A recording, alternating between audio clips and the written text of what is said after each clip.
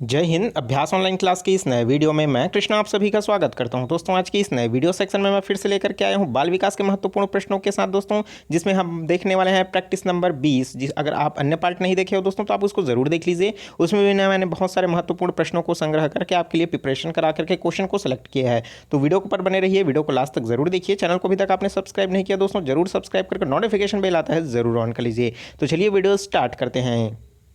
तो चलिए दोस्तों क्वेश्चन पर आ चुके हैं और अपना आंसर जो है नीचे कमेंट बॉक्स में ज़रूर देते जाइए। ठीक है, चलिए देखते हैं पहला प्रश्न है समावेशी शिक्षा है। तो समावेशी शिक्षा दोस्तों क्या शिक्षा है? ऑप्शन देख लेते हैं। दाखिले संबंधी कठोर प्रक्रियाओं को बढ़ावा देती है, तथ्यों की शिक्षा मात्रारोपणांत से संबंधित है, या तीसरा हाशिए पर स्थित वर्गों से शिक्षकों को सम्मानित करने का संबंध है, या फिर कक्षा में विविधता का उत्सव मनाती है। तो इसके लिए करेक्ट आंसर जो हो जाएगा वो क्या हो जाएगा दोस्तों? तो ये हो जाएगा कक्षा में विविधता का उत्सव मनाती है, अर्थात हर एक वर्ग को लेकर के, चाहे विकलांग हो, चाहे कहीं ना कहीं मानसिक स्तर जिसका कम हो, जिसका मानसिक स्तर उच्च हो, जो स्वस्थ हो, सभी प्रकार के बच्चों को मिला करके एक शिक्षा का गुण बनाया गया है, जिसे हम कहते हैं समावेशी शिक्षा। ठीक है, तो इसके लिए करेक्ट आंसर क्या हो जाएगा? Option number 4। नेक्स्ट है विशेष आवश्यकता वाले बच्चों की शिक्षा प्रदान की जानी चाहिए। तो भाई विशेष आवश्यकता वाले बच्चों को शिक्षा प्रदान की जानी चाहिए किसमें? विशेष विद्यालयों में विशेष शिक्षकों के द्वारा अन्य सामान्य बच्चों के साथ विशेष विद्यालयों के विशेष बच्चों के लिए विकसित पद्धतियों द्वारा।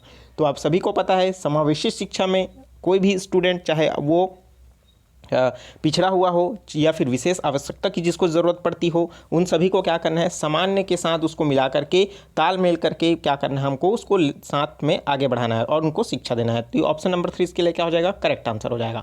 नेक्स्ट क्वेश्चन है विकलांग बच्चों के लिए केंद्र प्रायोजित एकीकृत योजना का उद्देश्य विकलांग बच्चों को शिक्षा के अवसर उपलब्ध कराना है। तो ये किस विद्यालयों में है? नियमित विद्यालयों में, विशेष विद्यालयों में, खुले विद्यालयों में, या फिर अंध जन मंडल विद्यालयों में? तो विकलांग जो बच्चे हैं उनको केंद्रित करते हुए, उनकी जो है योजनाएं हैं उसको एकीकृत करते हुए उन विकलांगों को क्या करना है? शिक्षा देना है। तो इसके लिए क्या हो जाएगा? करेक्ट आंसर हो जाएगा दोस्तों, वो हो जाएगा नियमित विद्यालयों में। मतलब आप रेगुलर जो स्कूल है वहाँ पर अगर आप उन्हें भेजोगे, उनके लिए क्या है, इस एकीकृत के तहत, इस योजना के तहत उनको क्या किया जाता है? शिक्षा दिया जाता है, जिसमें सामान्य तौर पर के जो बच्चे होते हैं उसके साथ ही बैठते हैं, लेकिन उन पर थोड़ा सा ज़्यादा कड़ी नज़र रखी जाती है। ठीक है, चलिए नेक्स्ट क्वेश्चन है निम्न में से कौन सा भौतिक कारण अक्सर फोनोलॉजिकल विकास से संबंधित नहीं है? तो फोनोलॉजिकल जो विकार है उससे संबंधित कौन सा नहीं है?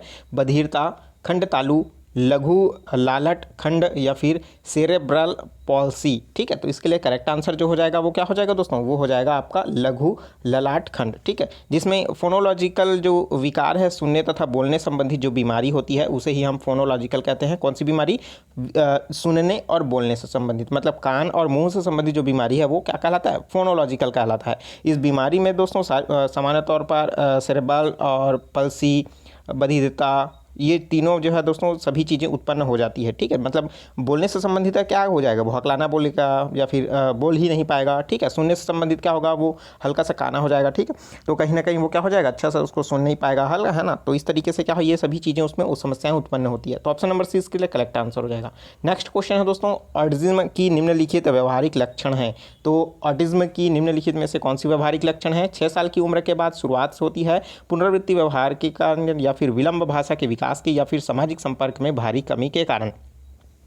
तो इसका करेक्ट आंसर क्या हो जाएगा? सामाजिक संपर्क में भारी कमी के कारण क्या होता है? ये जो है व्यवहारिक लक्षण इसमें देखने को मिलता है। तो दोस्तों सामाजिक संपर्क में भारी कमी के साथ जो है आत्म केंद्रित, या फिर हम लोग बोलें कि स्वालीनता है ना, तो इसमें क्या होता है? व्यवहार में एकीकृत हो जाता है और थोड़ा सा उसमें क्या होता है? व्यवहार में भी परिवर्तन देखने को मिल जाता है, जिसमें हमारे जो कौशल है, भाषा कौशल है, तभी तथा हमारे जो व्यवहार है वो पूरी तरीके से अंधविश्वास की अवस्था में क्या होता है? दिखाई देने लगता है। तो ये क्या कहलाता है? आपका ऑटिज्म कहलाता है। ठीक है, तो इसमें लक्षण में हमें क्या दिखाई देता है?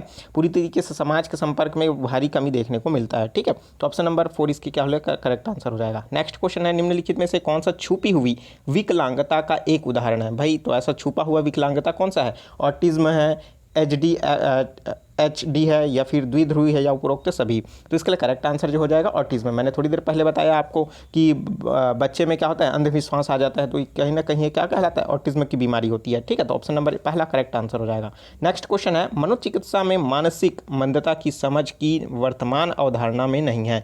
तो जो अभी वर्तमान में मनोचिकित्सक है, मानसिक मंदता को जो देखते हैं उस पर अभी वर्तमान में कौन सी स्थिति नहीं है। तो बुद्धिमत्ता और उसकी क्षति के जो इटोलॉजिकल समझ है उसके बारे में, या दूसरा आकलन विधि और प्रबंधन के लिए संबंध सहवैधता, या तीसरा विकास संबंधी विकास को चिकित्सकीय रूप में सामान्यता प्राप्त नहीं है, या फिर क्षति और शिथिलता के मानदंडों को विकार करने वाले की ज़रूरत नहीं है।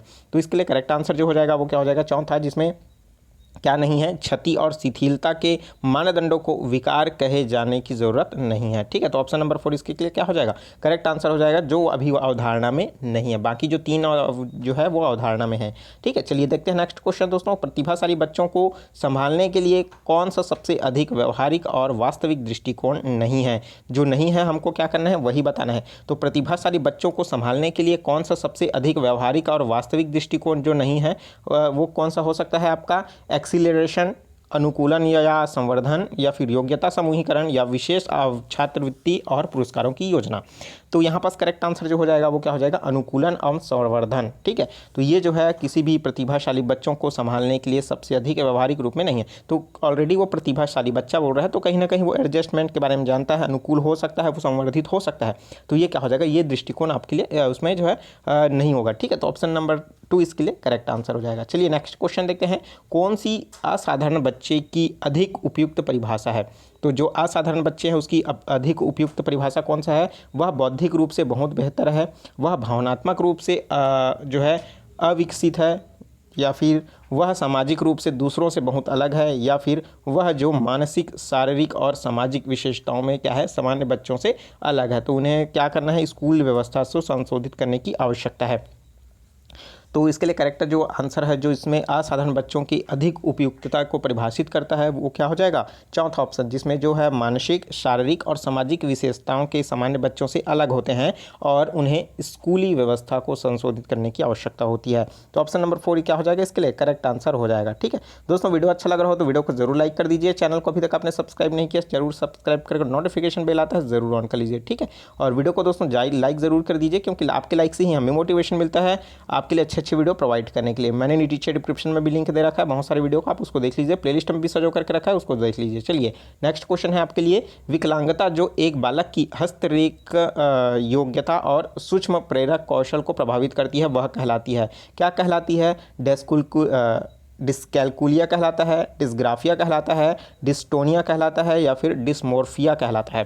तो जो जितने भी कारक हैं दोस्तों आप उसको ज़रूर पढ़ लीजिए, यहाँ से प्रश्न जो है पूछा जाता है। ठीक है, डिस्कैलकुलिया क्या है, डिस्ग्राफिया क्या है, डिस्टोनिया क्या है। ठीक है, तो विकलांगता में एक बालक जो हस्तलेख योग्यता मतलब लिखने से रिलेटेड है, सूक्ष्म कौशल उसके पास क्या है, नहीं है, तो ऐसी स्थिति में जो बच्चा होगा वो डिस्ग्राफिया से पीड़ित है। तो ऑप्शन नंबर बी इसके लिए क्या हो जाएगा, करेक्ट आंसर हो जाएगा। हस्तलेखन कौशल मतलब कहो दोस्तों लिखने से संबंधित है। डिस्कैलकुलिया मतलब दोस्तों वो गणित से संबंधित, मतलब गणित में जोड़ना, घटाना, उदाहरण मतलब गणित से रिलेटेड वो संक्रियाओं को नहीं कर पाता, तो उसे हम क्या कहते हैं, डिस्कैलकुलिया के नाम से जानते हैं। ठीक है दोस्तों, वीडियो अच्छा लगा हो तो बिल्कुल लाइक कर दीजिए। चलिए मिलते हैं नए वीडियो में नए जानकारी के साथ। अगर कोई डाउट है तो नीचे कमेंट बॉक्स खाली है, कमेंट करके ज़रूर पूछ लीजिए। Take care, all the best, जय हिंद।